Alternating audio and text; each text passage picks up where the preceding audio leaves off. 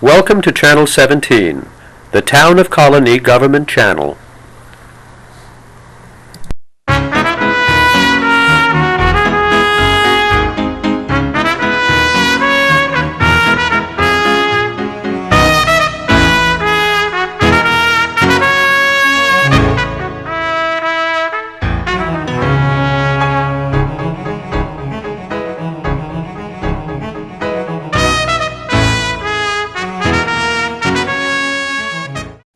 My name is Melissa Shaw, and I'm here on behalf of the Town of Colonie Veterans Project.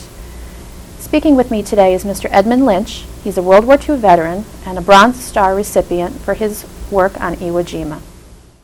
I'd like to ask you first, when did you first join the military? I first joined in September 1942. I just turned 17 years old, and I had to have my father's permission to join the service to get in, otherwise they wouldn't allow it. You had to be 18 at that time. Okay. I was not, or else draft started at 21. I had a long way to go for that. So because of Pearl Harbor, everybody was joining us kids to hurry and join as soon as possible, which I did. Where were you living at the time? I was living in Cohoes. No, I'm sorry. I was living in Waterford. Okay. I was born in Cohoes, yes. No, so you just graduated high school? Mm-hmm. And you said everybody was joining. Did you have At any? that time, all those kids were joining. Some were older or were 18, and another fellow and I joined. We were both, well, he was 18, I was 17, so I had to have that special permission. Did you have any family members that joined as well, or No, just some friends? I'm the only one in the family. Okay. So you said you had a friend that joined along with you? Yes, all those kids were joining up at that time. Okay, so you would say that Pearl Harbor definitely had an impact Definitely. on your It was decision? such a surprise to us at that time that Pearl Harbor was, we never imagined anything would start the war that fast. But looking back now, you can almost see where the Japs had no choice but really to go to war, because President Roosevelt stopped shipping all kinds of fuel and other stuff to Japan. They had no choice but to go and spread the Japanese empire all over the Asian coast. Do you recall? I didn't know that at that time. No one knew at that time. Oh, all the sure. results come out after the war now, really. Much was very hidden at that time, too. The casualties were not announced exactly how bad they were until later. What branch of the military did you choose to join? At that time, I chose the Navy because everybody was so, join the Navy and see the world. But I joined the Navy. I spent a year and a half in the Navy, and then I was transferred to the Marine Corps, where I had to go through all kinds of training that they did. Whatever they did, they had a boot camp. I had to go through a boot camp. I had to take special training. Wherever they went on hikes, after I graduated from the Marine Corps, I had to go on all kinds of hikes with them in the back. In case someone passed out on hikes and things like that, we had to pick them up. Combat fatigue or whatever. Okay. Where did you go for your training? I went to training in the Marine Corps. I went to Camp Lejeune, where I retrained. In the Navy, I went to Portsmouth over here at Rhode Island. But my final training was with the Marine Corps. Did you know anybody when you went to training? Did you? No, we were separated in the Navy. You were separated. The guy I joined with, we were separated at that time, and then I didn't know anybody when I trained in the Marine Corps. I was a complete stranger. Okay. What did you think of the training that you received? Very good, very good. My wife can tell you that we went on hikes, and I wasn't used to it when I got from the Navy to the Marine Corps. My feet, I go home with blisters all over my feet from the shoes and everything. It was so painful walking, but you had to keep up. I mean, really blisters. We weren't used to it in the Navy, or even before the Navy. But when you join the Marine Corps, man, you train and train, you are. They train to teach you, and they tell you, you are the best. And believe me, to this day, they are the best. Was this the first time that you were away from home when you went to training? Yes, the first time I was, yeah. How did you handle that? Was it difficult? Well, I was the only one in the family. I never did nothing. I never learned to cook. I never had to do my own laundry. And all of a sudden, I'm thrust into this service of the Navy, and you had to do your own clothes and wash your own clothes. I was stunned. I didn't even know. You know, you wear them until you had to wash everything by hand. They had no automatic washer. So it was a complete strange to me. Everything was new. Everything was new. I understand that you were a Navy corpsman. Yes. Now, can you explain first what the duties are of a corpsman, for those that don't know? Well, in the Army, they call them medics. In the Marine Corps, you're known as a corpsman. And so that when you're in battle and they yell out "corpsman, corpsman," they don't yell out. They yell out "corpsman," and then you have to jump from hole to hole in a battle to get the wounded. They yell out. So even when I was off duty, when we were not in battle, because I was a first class pharmacist mate, I had charge of over men to give sick bays for the Marines to come in. If they wanted to see the doctor, they had to go through our small sick bay in order to see a doctor, and we had to have permission for them to go see them. So that's my duty there. Okay. Otherwise, we would treat them ourselves, Okay. you know, minor cuts and things like that. Okay. When did you go through your training to become a corpsman? I don't remember. The Was it date. before? It would have been before you switched, received your training for the Marine Corps? Well, I was a Navy pharmacist mate. Okay. In the Navy, I was a pharmacist mate. They called us pharmacist mates. Mm-hmm. Or "Hey Doc," you know, they call us. Everybody would call us, "Hey Doc, hey Doc." So you always hear that. But that was when I went to the Navy. I forgot where, Newport News. Okay. I trained in the Navy. Where did you go after you completed your training?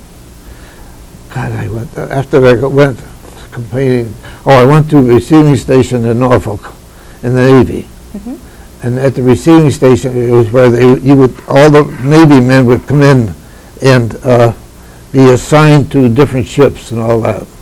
We had to just give them sick bay on minor things, something goes wrong. In the Marine Corps, I was trained at Camp Lejeune.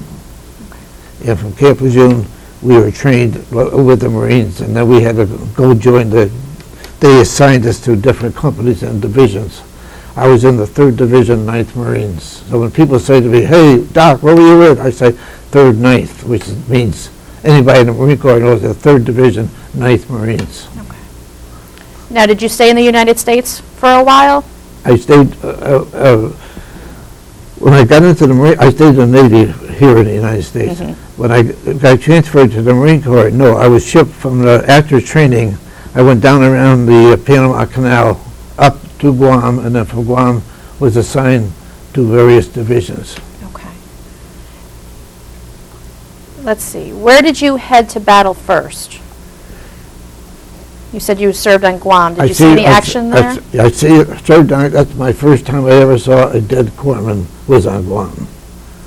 How did that make you feel? First time you ever seen the Japs surrender. They don't surrender.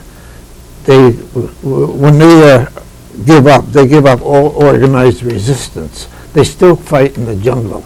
So after Guam was taken, we still had to send out patrols with a corpsman each time to make sure the Japs didn't get together again, to keep them separated, because they would hide in the jungle. The jungle, you could be over there, they could be there, you wouldn't know them, you wouldn't see them, it was so thick. So the first time I seen a dead corpsman was brought back on the Jeep, and we all looked, and there's the poor guy was there. And he didn't last very long, because he was with us when we came over to Guam. And it's a short time. Mm-hmm. We went on patrols, and then let's see. But I also was on Guam when to me the most unusual was I was with a bunch of Marines on the ammunition depot. I was there for about 40 Marines. I was the only corpsman. And out of the jungle, this man come out with leprosy. And I knew he was leprosy because his fingers and his hands and his nose and his eyes, this figure was leper colony. Mm-hmm. And what could I do? You know, in those days we didn't even know what penicillin was. So all I had was suffrage powder. And all I could do was spread it on his hands and face a bit, but he never said a word. I don't recall him saying anything. But his face and hands, his whole body, you knew, was a leper. And just most unusual, very unusual. To this day, I bet doctors today never seen a leper. But I saw one. I did. To this day, I can still know that, see that man coming out, you know. And I said to myself, what can I have? We were taught when I was in the Newport News that you would come across maybe lepers because of the Pacific, the ocean, and not the ocean, but the climate there seduced it. And so I knew they told us that don't worry about it. You can still touch them. You don't catch leprosy by touching or contagious or not a germ or what have you. So I had no fear that of touching him or doing anything to him. But would you say that that's the one person that you treated that stands out in your mind the most? On Guam, yes. On Guam. On Guam. On Iwo, no. Okay. On Iwo, no. On Iwo, it's a different story. You could still. Iwo was so fast, so quick, in the sense that you didn't know. My first night on Iwo, I was in a hole with a cook, and I said, "Hey Mo," his name is Mo, and I was shaking like this, and it was cold. It's the same climate in February as it is in Washington D.C. So the climate is sort of not hot, not cold, it's cool, and I'm shaking like a leaf. I'm like, "Hey Mo, what's this? Did everybody get this the first night out?" Because he just laughed because he had been through it before. He was on Bougainville and down in the Guadalcanal, and so these older guys who I was with as a kid, you know, they were older. They knew how to feel. And he just laughed and he just bumming. How, when you're on the ship on your way, when did you learn that you were going to Iwo Jima? Aboard ship. You did. They didn't tell us where beforehand. You don't know. We were trained. We didn't know. They handed me a map of a map of Iwo. It was just a piece of paper on it, you know. But to me, it was something. I still have it a bit. But what do we know? Iwo, we never heard of it. We never even knew, you know. Did you go through any specific training prior to going to Iwo to prepare for that island, just because of the different conditions on the island? Well, they would take us out on aboard. On Guam, it was always Guam. We would take us to various parts of the island that we would make ashore. You know, they would drop down and we would come running out, but practice like that. But actual combat, it's all in your head. You don't know. You know, it's just. And we knew that as a corpsman, we were expected to help all these people. So mentally, we couldn't crack up. I've seen the cases of crack-ups, and they called it in those days combat fatigue. You would go out of your mind, and you would just act like nutty and what have you. And of all the things too, I would say we had a Japanese guy who was a corpsman like myself, and I think he was the only Japanese guy I think in the Pacific War, really. And we used to always kid them because the Japs, we heard their R's and their L's are pronounced differently. They would call me Rinchy instead of an L, Lynchy. You know, hey Rinchy. So we knew he was Jap. You know, we thought he was Jap that way, but even at Iwo, they kept him back. They wouldn't let him up on the line because the guys would go crazy, you know, shooting and killing him. Sure. But to me, I think I honestly believe he's the only guy, Japanese man, a corpsman, in the Pacific War that was with us. I'd like to find out for sure what his name was too, you know. Yeah. How did you feel on the ship on your way to On Iwo the way Jima? there? Well, we didn't know I was not on the initial landing on Guam. I came in about 3 days later. I was not there the first wave, you know, so by the time we came in, we were just to take the airstrip in the middle, and there was two airstrips and one being built. And so we were up to go to the second airstrip. We took that one on there. We were the third or fourth day to take that one. Okay. So that's how it was. And that's how I met I told you, moon in the foxhole. And, you know, you could dig a hole on Iwo, and it would cave back in again. It was a black sand. So you could take a shovel, and it would like come back in. So you had a tough time finding a hole. And it had to make it difficult just to move. Just to move, across like the you might island. go back. Well, you had to maybe look for a bomb blast, you know, with a hole bit. But that's about it. How was your landing on the island? Were you under fire when you went first? No, we just they just brought us in, you know, into the air. We weren't fired at right away, but though there were, every once in a while they would send down a rocket, you know, rockets, or I forget now, but they would land different places. I had no accuracy. Okay. But I remember coming in and looking up, and I could see Suribachi coming closer and closer, and all the holes on it, you know, and it's just weird. You couldn't miss you couldn't miss Suribachi. One of the corpsmen that raised the flag on Iwo Yes. was a corpsman like myself. Yes, John Was one of Bradley. them. Rogers, right. He was an undertaker, a funeral director. His Yes. father was. I wanted to become one after the war, but never got to it. Now, I believe, if I remember correctly, now you landed the day after the flag raising. Yeah, that's it. On. Yeah. Was that flag still visible when you landed, or You know did you what? just not even have an We opportunity didn't to? even know whether it was up or not. Well, And in spite of what you hear and all the hoots and hollers going on, I don't recall any of that. Well, no, you weren't on We the were- island, and so. you know, you look up, the flag is so insignificant in a sense, unless it was a bigger flag. We didn't know. We didn't know about that until after the war was over, we got back. So all that stuff is Hollywood, I think. So.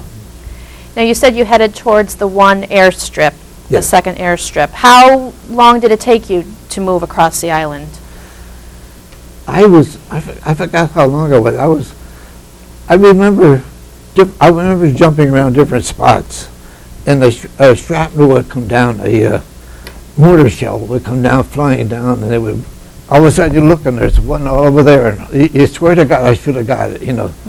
But it was, I tell my kids, every Marine had a K-bar, a knife.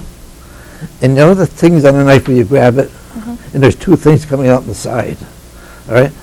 I wish I had, to this day I had, but I must have got hit with a wound, a bullet or something, because the thing on the edge was turned. And the part that held it with leather, you know, the leather that held it, had a hole through it, and the round was stuck in the backside of the leather. So instead of hitting me, it made the twist on that, and it got caught between the leather. So it must have been a spent round or something like that. But I said to myself after, shoot, that was a lucky spot, you know. Do you recall, actually, what kind of equipment did you carry when you, as a corpsman? As a corpsman, we carried 2 side packs with all our bandages and stuff like that. And in those days, you didn't have penicillin, had not come in until later. We had sulfur packs, so if anybody got wounded, the first thing we were always taught, anybody who was hit, always treat shock, because a person goes into shock first. So make sure you get a shock, you treat shock. And then, if anything, spread paper on the wound, spread sulfur jugs around the wound, what have you. And also, take and cover a man's face. They always told us, psychologically, a dead American, you always cover his face or do something so that the person doesn't see that face, he doesn't crack up, you know. You mentioned, today they mentioned crack ups or what have you. Over in Germany, Patton slapped a man's face because he said, I can't take battle, and he slapped his face. I mean, today, what would happen if a general did that to a man, you know? It's a terrible thing, but you have to go through it, something. War is hell.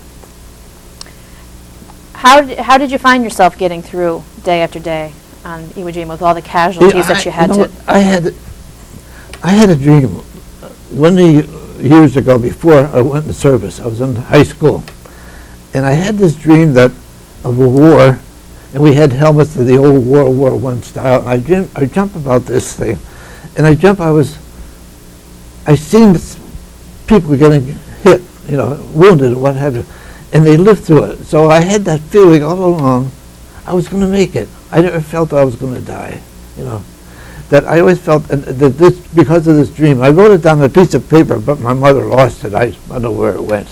But I had that feeling all along that I'm going to make it. Of course, everybody, every American, every person in battle thinks they're going to make it anyway. They're not. Anybody's going to be the other guy, How would you say the morale was of everyone around you? I would say very good, very good. I would say the Marine Corps, they teach you and they tell you and they teach you and they tell you and they tell you. You learn the history of the whole Marine Corps. Even though I had to go to classes about Marine Corps, being a Navy man, And so they teach you that you are the best. And to this day, I know they are. That's why I have this cap. I'm a Marine, not a Navy man. Now, you mentioned when you first got on the island how cold it was. How... I meant so cold that night. Just that night. After that, we didn't. Didn't even think of it. Didn't even think about it. There were too many other things in my mind. How did you incorporate eating and sleeping? Eating and sleeping. I had you sleep. I forgot whether it was 2 hours on and 2 hours off, or 2 hours or 4 hours, but you went like that, Okay. So and you wouldn't. It would be horrible if you fell asleep, because you would jeopardize the guy next to you or the whole bunch. And at nighttime, they used to have flares come over us at night. The people in the back would ship out these flares that come down the sky to light up, because the Japs would crawl it back at nighttime and call to you to get to you. Mm-hmm. And that thing would flare down, and it would not come nice and straight. It wouldn't come nice. It would go like this with the air and breeze or whatever.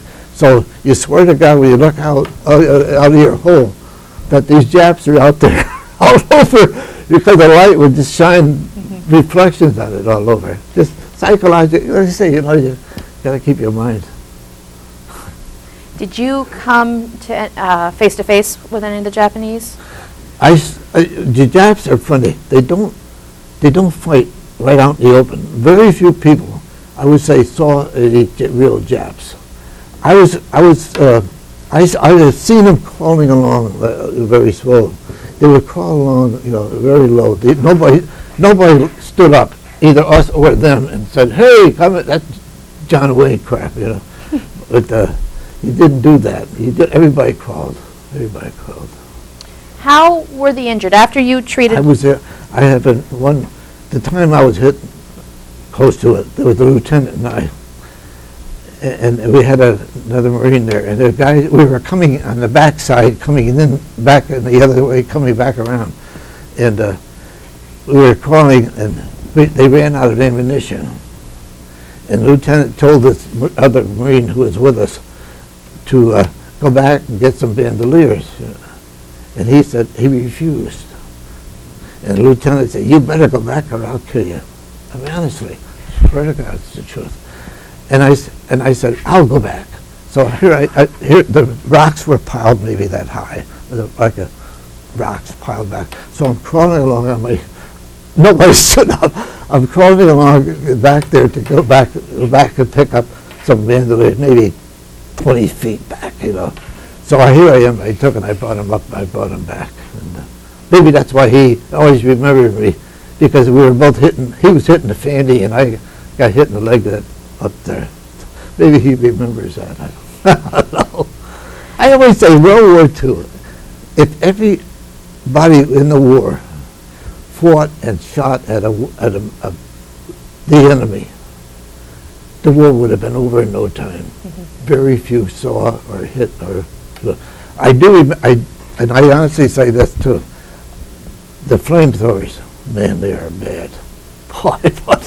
And the Japs had these caves, and they would even not a cave, but sometimes they'd even up a riser in there with a bumper or what have you. And he'd come up with a flamethrower, and he'd give it to him, and all of a sudden one came out, Jap come out, he's burning up and everything, and everybody, even when I took my pistol out, everybody's firing at him, so I could say that I actually fired and killed a man, helped kill a man, but. And you mentioned about the Japanese because they were actually in the island as opposed to on the island. That's why you never saw them. That's right. The series of that's caves. Right. So they were in the holes all the time. And also, there's another thing I really hear about it too is they were back in the backside of the island, on the other side. The island was like this, like then, like that. And they were way back there, and all of a sudden they would shoot this, it looked like a long torpedo. It was maybe 6 or 7 foot long and a big diameter. And you hear it, a sound, a horrible sound. The whole island must have heard it, And it would go toward way back to the beach. And and I still hear that sound, that sound, a really horrible sound of that. Now, after you treat one of the injured, Yeah. how are they transported? Well, let's say this, nobody stood up like they do the movies. You see where they got stretchers.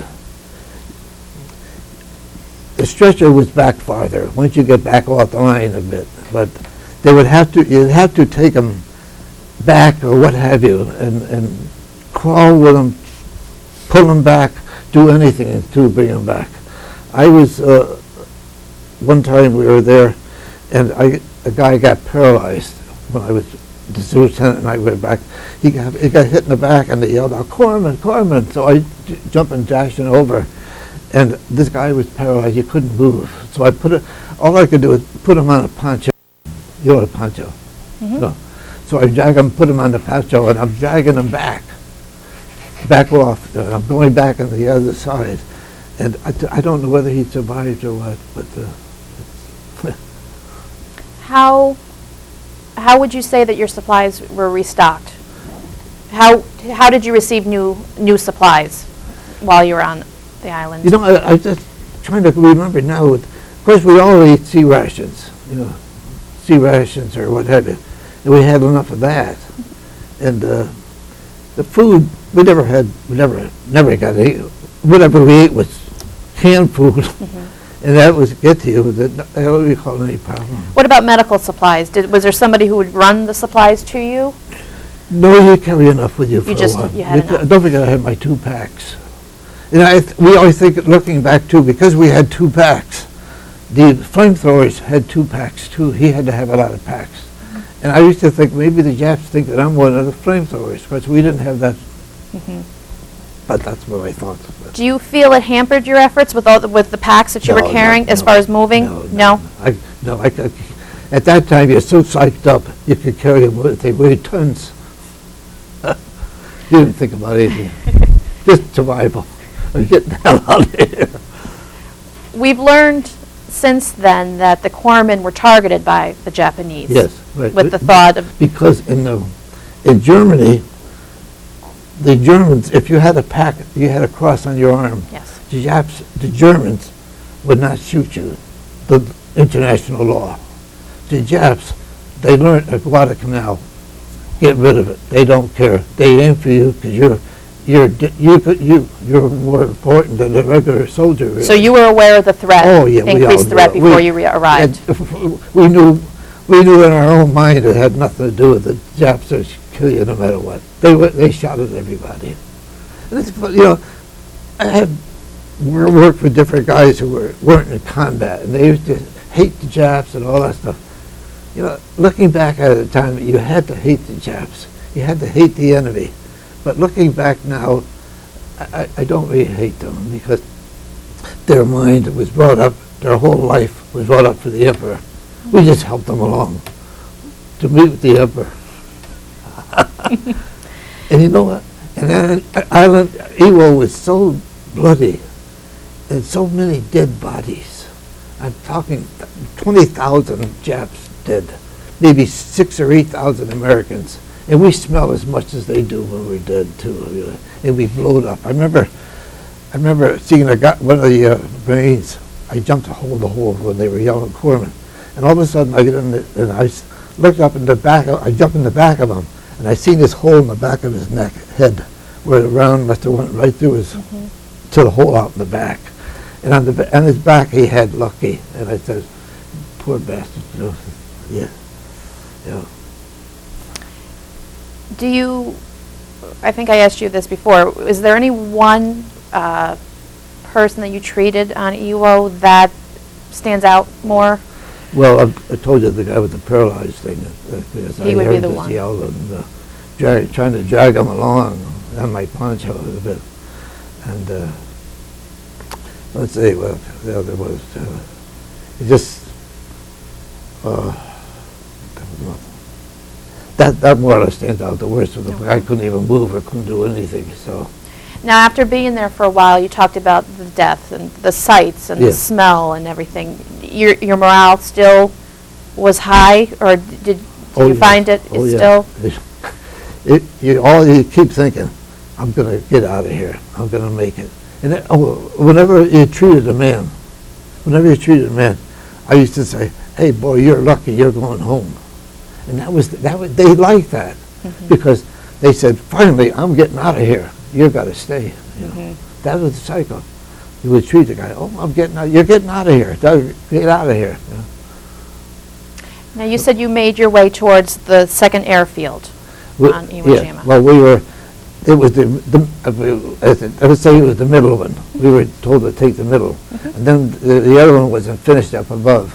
There was, I think, 3 of them, those 2 side, but the one up above wasn't even finished. That's when we came back around. That's when I'm telling you a lot of the stories happened there. Okay. Now I believe it was the B-29 bombers that were looking to land. Yes, right. Do you recall the first one that landed? I don't recall whether it was the first or what. All I knew was... But you recall the first that you saw? We did. All we know is, hey, they're going to land. You know, we don't know whether the first or second. But I do remember coming back off and seeing the B-29 there. Did that provide you with a sense of accomplishment that we are getting the job done? When we were on Guam, they had the B-29s had to take off from Guam and go to Japan. So we used to hear them coming up and coming back. And you'd hear them, but they are huge, you know. And you'd hear them coming back, and sometimes they'd be sputtering and coming back because they were out of gas or something like that. But, we knew it that way too. But so when I came back off the line on Iwo and I see the 29 there, I saw one there. Back. Now, were you injured? Yeah, I believe you said you were injured on Iwo Jima. I was in the leg, yes. Okay. Yeah. Now, what had happened? I was, let's see, that's when I told you the lieutenant got hit in the fanny. Yes. And then I got hit in the leg, so he ordered me off, get off. I wanted to stay because that's when I dropped my packs. I unzipped my packs because I was the last corpsman there with the platoon. And that's where that one with I told you I got hit with I left it on the pack. So I would have it today, but I dropped it all off and left it there. So I was ordered off. He told me, get off the line and come with me. So I had to drag this guy and then him with his fanny, and then I guess that's why he wrote me up for stuff. Now, so you did leave the line right away? Yes, I had to go right off the line. That was it was at nighttime. I was coming back off of there also with a pistol in my hand. They gave us corpsmen carbines at the beginning, but a carbine is not for a foxhole.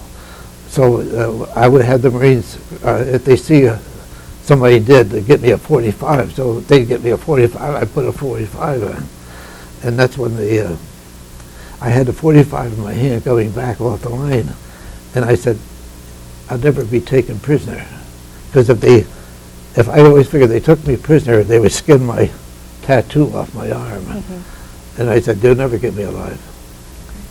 Now, that's good. That's a good way of thinking. Now you were the recipient of the Bronze Star. Yes. So was that for your assistance of your lieutenant? Is that why you received?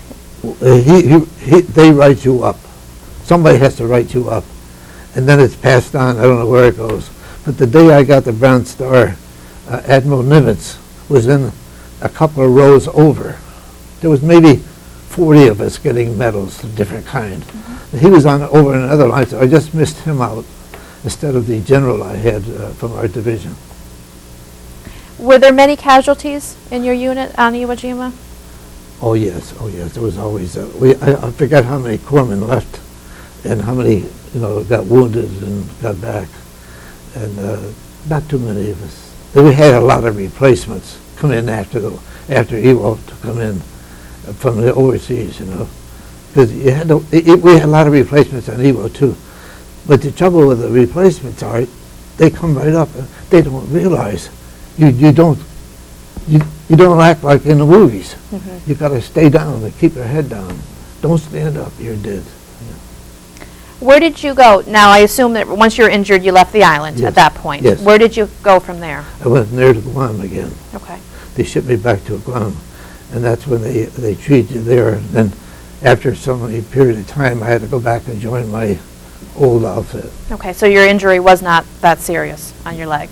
No, The injury not- wasn't serious? Well, it was serious enough, but not.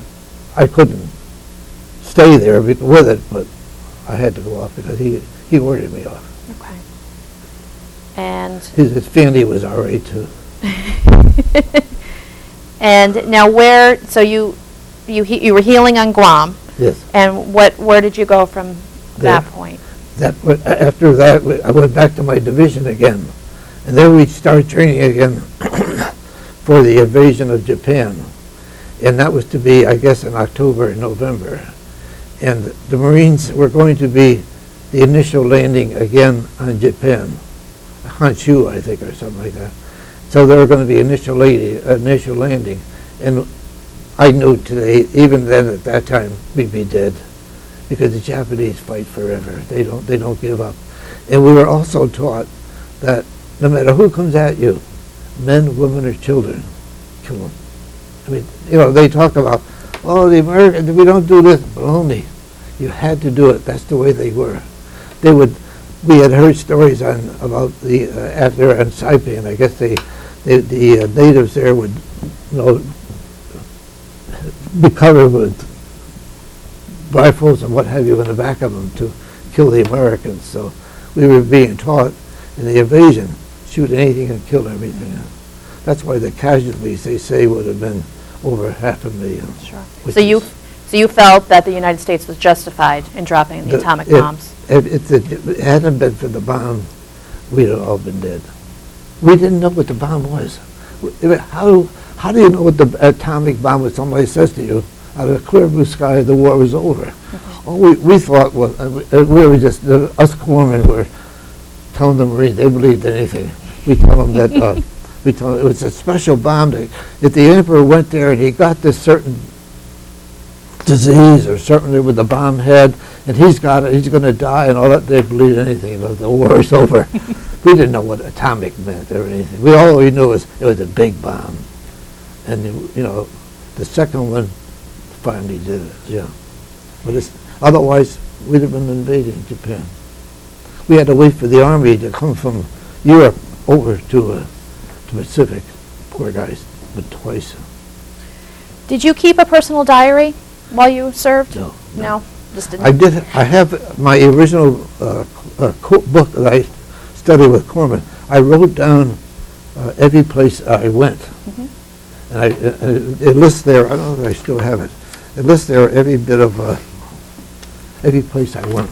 Okay. That's all. That's not a diary. But were you able to keep in touch with your family at home at all? No problem. Yeah, I wrote all the time, V-mail, whatever. Okay. I always wrote, didn't I, Dorothy? Yeah. Yes, we would write little tiny. Oh, yeah. They would cut it out. I would try to say something. Every letter was, somebody wrote it, sent. So you did find that things were cut out, Yeah. what you sent home? She got one letter where I tried to say something about the 19th of February. All I knew is we were headed for something, but they cut it all out. Yeah. You couldn't. So she wasn't aware that you were in Iwo Jima until after? No, until after. Okay. She knew I was with the Marines and I was going to be somewhere tough, but. Were you able to contact her after you were injured, after you were off the island? No, I wrote letters, yes, after You were able say to. that was okay. But in the meantime, you got a telegram saying I was wounded. Okay. So they were up to date. Do you find, now, what you witnessed on the island, do you find that some of those experiences haunt you still today? Do you, You mean or through the years, you do they, mean- just the images, yes, everything that you have experienced I there? remember them, but they don't haunt me. I don't think about them in a sense of every minute it's on your mind. Sure. Only when I, think about it. I can look back, and to this day, think of Iwo. All I see is Suribachi in the back, But other than that, it don't affect me mentally Well, that's in good. any way. Do you feel that you witnessed heroism on the island? Heroism? Yes. I don't know. I've never really thought of it that way. Okay. No, I don't. So I had heard that there was quite a few guys that got the Congressional Medal of Honor. And we always say, hey, he's nuts, he went wacko, but he did. There was a couple of them, at least two that we heard of later. Not at that time, but later on, do you feel that you were a hero on the island? No, I did No. my duty. And I feel as though a lot of guys come back and used to say, they were on Guam and they seen a lot of different stuff on Guam. They're on Iwo too. Sure. And then they always thought that because I wasn't maybe complete deserving of it. There were guys who were jealous of me, let's put it that way. Really? I hurried up and mailed it home because I didn't want guys, hey, what have you. Okay, so you received the Purple Heart, and you received the Bronze Star Yes, yes. as well. Now, was it on Guam then that you actually Yes. received it? Okay. Yes. Like I told you, it was Admiral Nimitz was Yes. a couple of rows over. And it was maybe 40, 50, 60, something like that, of us all getting it at that time. When you left Guam, when did you head back to the United States? As soon as the war was over, Okay. you had to have so many points to get out. And because I went early, I had spent a lot of time overseas. I had over 2 years overseas. I had my medals. You add them all up. I had a lot of points. So I was one of the first ones to come back to the States. And coming back to the States, they put us aboard ships. So the regular sailors had their places to sleep, and we had to take their places when they weren't sleeping. So most of the time we slept on deck, on top deck. And then if you went below to their bunks, it was regular 2 and 3 tiers high. And they used to have ventilations coming down, and the guys would cut holes in the ventilation. And they would take paper or cardboard or whatever and stick it in. So the guys down below didn't get the air, they would get the air up there. I think that was aboard troop ships like that. troop ships. They were really terrible, horrible. We had a Dutch ship, it was a converted convoy ship to a troop ships. And you had 3 or 4 piers high, where you slept. The food was horrible. They fed us every day with cow's tongue. Ugh. To this day, I can't even look at them, But we've had that every day. They feed us that damn food. That was a troop ship. Have you kept in touch with anyone No. that you No, served? I No? have no contact with anybody.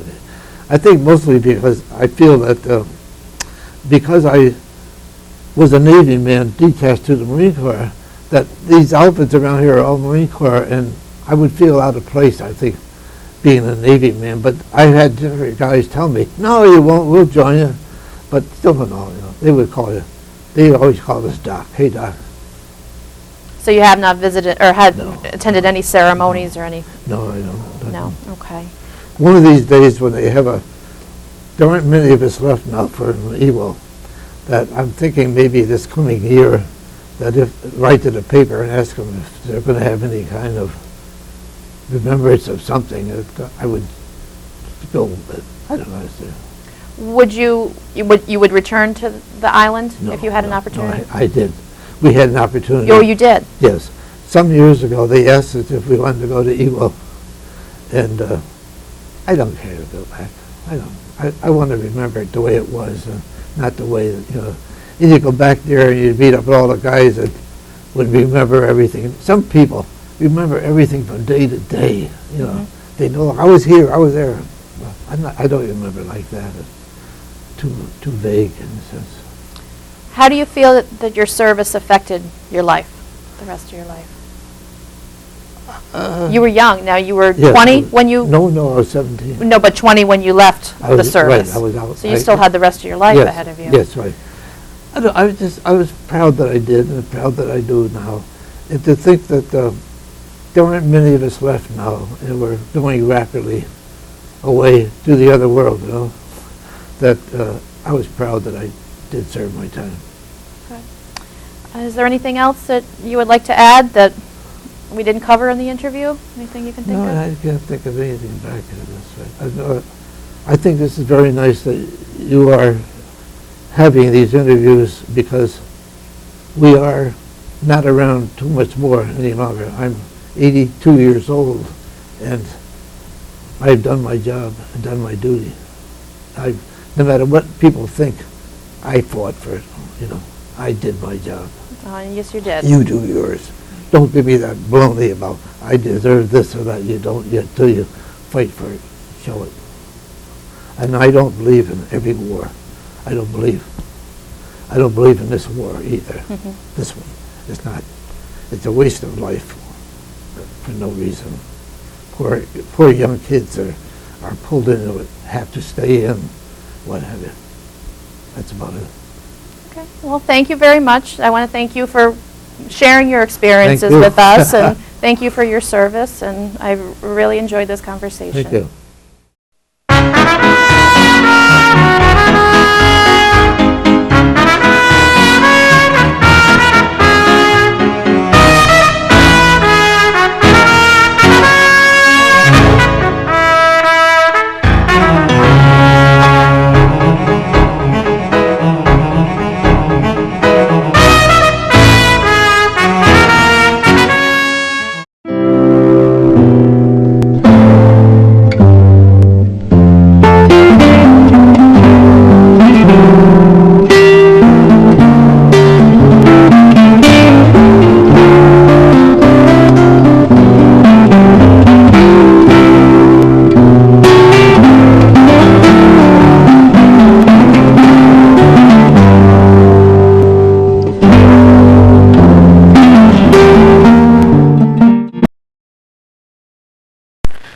Welcome to Channel 17, the Town of Colonie Government Channel.